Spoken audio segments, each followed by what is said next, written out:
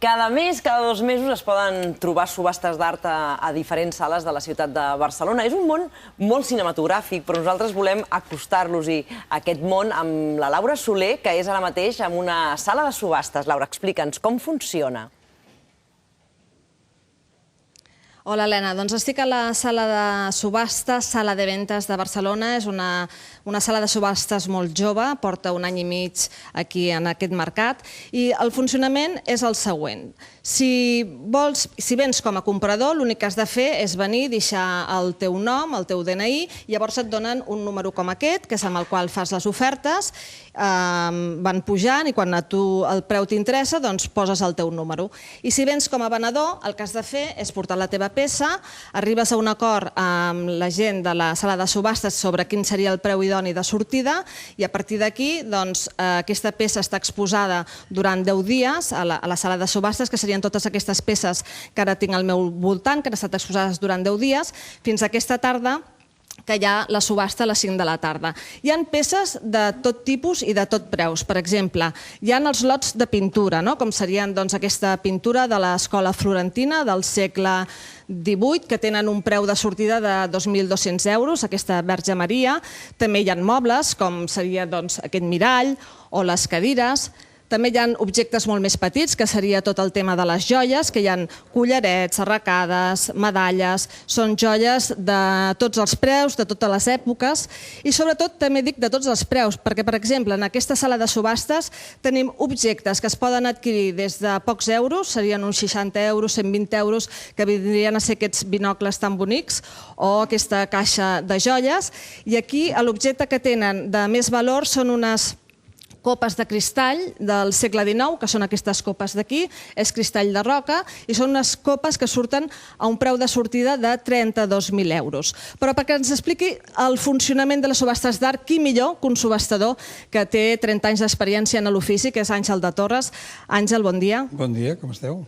Doncs quin seria així el funcionament de les subhastes? Penseu que això és una intermediació entre una persona que vol vendre i una persona que vol comprar o que pot comprar. Llavors nosaltres el que fem és d'intermediaris, per descomptat, i sobretot jo diria que d'assessors, tant d'un com de l'altre.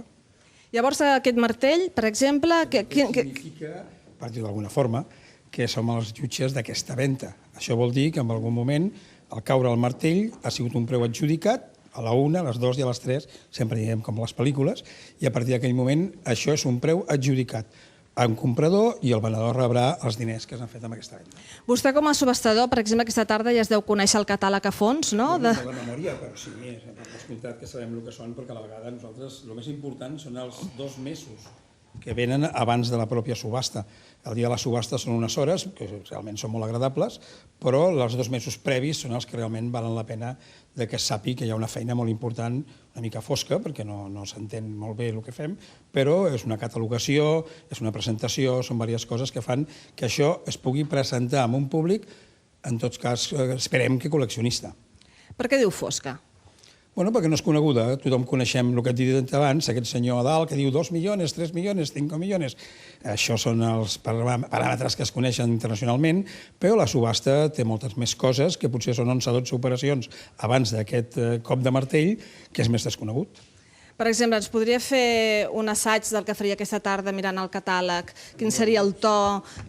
Com pujaria cada 10 euros, cada 100, cada 50? Depèn del preu que estem en aquell moment, ja que és un 10% aproximadament el que diem ofertes o pujes, i, com et dic, si estem a 200 euros serà de 20 en 20, si estem a 2.000 serà de 200 en 200. Però, bueno, no sé, què vols que faci una mica... Mira, començarem per aquesta famosa antigua armadura japonesa, que con el note del 388 salimos en 8.000 euros. 8.000 euros tenemos en sala, nos están dando en este momento. Tengo 8.000 a la una, tengo 8.500 a mi izquierda y 9.000 a mi derecha. 9.000 tenemos 9.500. 9.500, hay algún postor más, 9.500 tengo a la una, 9.500 a las dos. Adjudicamos el 9.500 al número 325. Per castellà, per algun motiu? No és un costum que ve de molt lluny. Pensa que estem fent subhastes aquí a Barcelona des de fa potser 35 anys. La història ens diria que la primera sala important que va haver-hi, que va ser la Gobero, era una sala que estava a la part alta de Barcelona i potser va ser el costum que en aquell moment es parlava pot català. Hem continuat pràcticament totes les sales fent la subhasta en català, no vol dir que tots els noms, cognoms catalans, o en alguns casos, durant el moment de la subhasta, utilitzem el català. Que arribi un moment que la farem tot en català? Ojalà que sí. Veig al darrere seu que hi ha dues persones connectades amb ordinadors.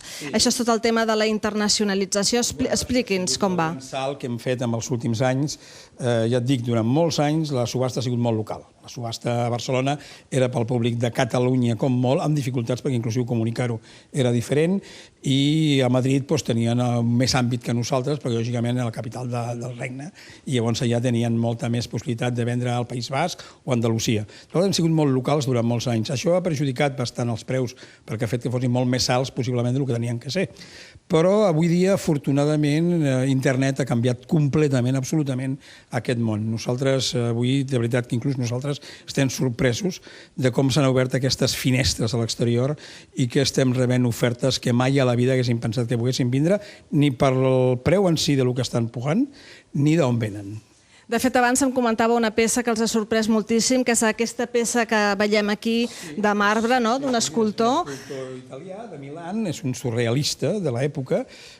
Aquí sabíem qui és, òbviament, li vam donar un preu alt, com pots veure, però les perspectives d'aquesta tarda són importants. Hi ha diverses ofertes que han vingut de països com Luxemburg, Alemanya, França i Itàlia, i aquestes persones, a través del telèfon, estaran pujant en el moment, en viu, al moment de la subhasta. Sabem que passarà dels 12, 13, 14.000 euros perquè realment ja aquestes ofertes ja hi són.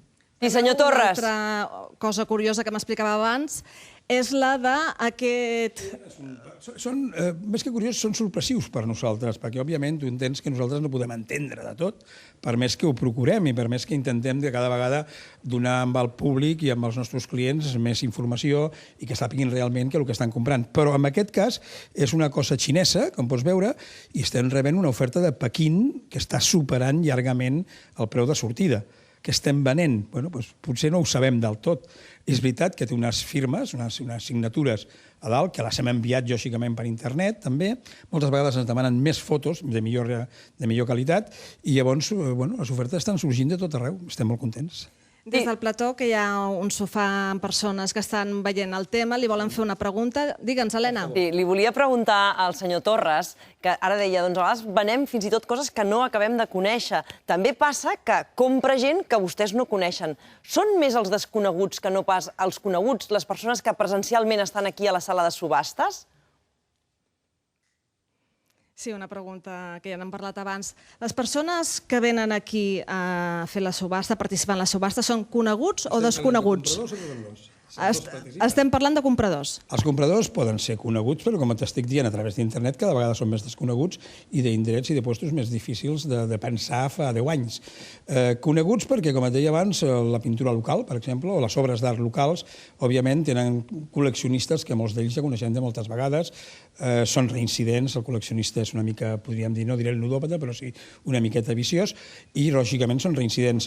Però, com et deia al principi, cada vegada més tenim un públic desconegut per nosaltres i que ens dona la confiança, perquè realment fer una oferta per un valor com aquest des d'un puesto, hi ha una oferta en aquest moment que ve des de Sant Petersburg, aquesta que et dic de Pequín, diverses ofertes del centre d'Europa, hem tingut alguna oferta de Sud-àfrica. Clar, per nosaltres són persones desconegudes. Ara, ells ens donen la confiança de creure en el que els diem amb aquest catàleg. És important, i ho dic per tots els que estem en aquest món, que el que es posi en el catàleg sigui real, sigui després d'un estudi seriós i que doni la confiança que tens que tindre per treballar per internet. I els venedors, quin seria el perfil de la persona que els hi porten objectes? És molt variat perquè nosaltres durant molts anys hem tingut un percentatge del 80-90% de particular, podien ser herències, podien ser qualsevol persona que es volgués desprendre d'alguna cosa, és la fórmula més transparent. O sigui, ells saben exactament quan pagaran per una peça i saben també el que guanyarem nosaltres, per tant és molt transparent. Avui dia el comerciant també està acudint a nosaltres perquè és una forma més de poder arribar a final de mes. I Laura... El de la subhasta suscita molt d'interès, de fet des del plató estan interessats en fer més preguntes. Digue'ns, Helena. No, justament volia continuar amb el que estàvem parlant, que abans us estava escoltant, certament, que ja deia que hi havia molta gent que trucava a través d'internet, amb totes aquestes subhastes no només d'art, sinó també quan comentàvem abans amb l'Empar, sobre el món dels vins, que truca gent. Clar, és un món molt misteriós, no? En el moment en què cada vegada més gent proposa els seus preus a través d'internet, de la xarxa, es trobaran potser algun dia en què hi haurà més desconeguts que estan comprant que no pas persones que tradicionalment venien aquí a les subhastes. Sobretot també, suposo, arran de la crisi econòmica. Ens diu l'Helena que és un món molt misteriós i que, per tant, molt desconegut també els que compren, perquè ho fan a través d'internet, i que la crisi econòmica segurament això encara ho ha acrecentat més. Bé, és un contrasentit, si anem a mirar, però les subhastes s'han beneficiat d'aquesta crisi, no ens enganyem. O sigui, nosaltres, més que viure del comprador, funcionem i existim gràcies al venedor, perquè el que oferim és el que crida l'atenció del comprador i el que farà que en algun moment es converteixi en aquest apassionat d'aquella peça i decideixi pagar-la fins al preu que correspongui o que cregui convenient. Per tant, en aquest moment de crisi no ens enganyem. Cada vegada tenim més oferta i al tindre més oferta també podem oferir millor preu i podem oferir varietat i coses més importants. Per tant, seria una mica un contrasentit que les subhastes estan creixent també amb la crisi. Però sobretot jo vull donar una puntuació molt alta al tema d'internet perquè ha deixat de ser una cosa molt local, com ha sigut durant molts anys, a ser una cosa absolutament internacional. Existeixen plataformes fora d'Espanya, en l'estranger, que ens porten a tindre en aquest moment possiblement 200.000 persones pendentes d'aquestes subhastes. No solament les nostres, sinó totes les que estan en aquest moment a l'abast del públic. Entens? I aquesta tarda s'espera una sala plena? Sí, creiem que la sala, a més, no és molt gran. Nosaltres hem procurat tindre un espai que correspongui al que creiem que podem omplir, però sí, realment esperem que vingui bastant públic, però sobretot, ja et dic, avui sortim amb una gran avantatge, per dir-ho d'alguna forma, i és que moltes d'aquestes peces que heu vist ja tenen una oferta prèvia o una oferta per escrit, una ordre de compra, diríem, de persones que no poden vindre o persones que estan lluny. Per tant, això us dona molta tranquil·litat. Molta tranquil·litat, que abans no la teníem, sincerament. Doncs moltes gràcies, tant de bo vagi molt bé la subhasta. Helena, tornem la connexió i dir a la gent que ens està veient que si tenen curiositat per saber com és el món de les subhastes, doncs poden venir aquesta tarda a les 5 de la tarda a la sala de ventes d'aquí de Barcelona, al carrer Rosselló. Molt bé, gràcies, Laura Soler. El món de la subhasta, que no sé si també el món de la moda